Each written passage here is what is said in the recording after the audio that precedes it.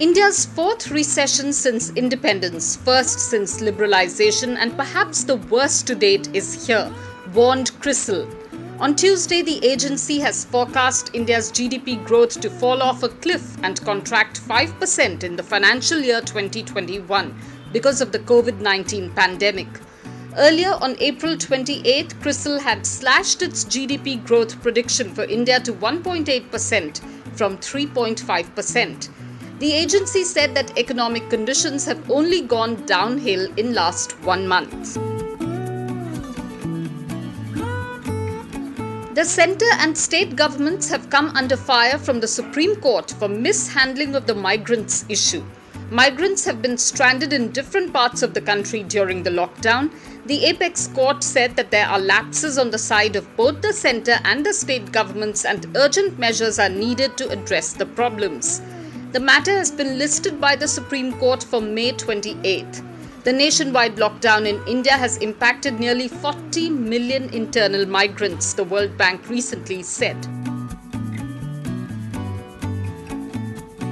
Coronavirus-induced lockdown has been a cause of worry, especially as it is having far-reaching consequences like job losses and pay cuts.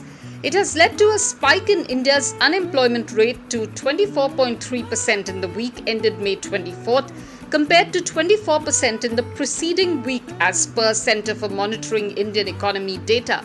It was also higher than the average unemployment rate of 24.2% reported in the past 8 weeks, the weeks of nationwide lockdown. The world is waiting for a vaccine for the deadly coronavirus, and several vaccines are at different stages of development across the world.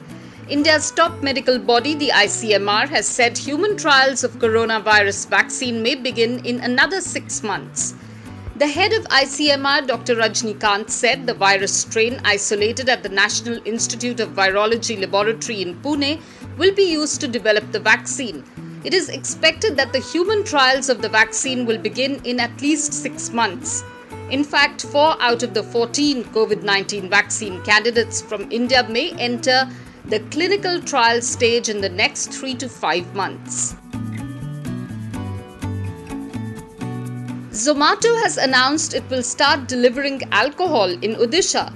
The service called Zomato Wine Shops is available on the homepage of the Zomato app and allows users to select any product from the listed retailers and gets it delivered to their home within 60 minutes.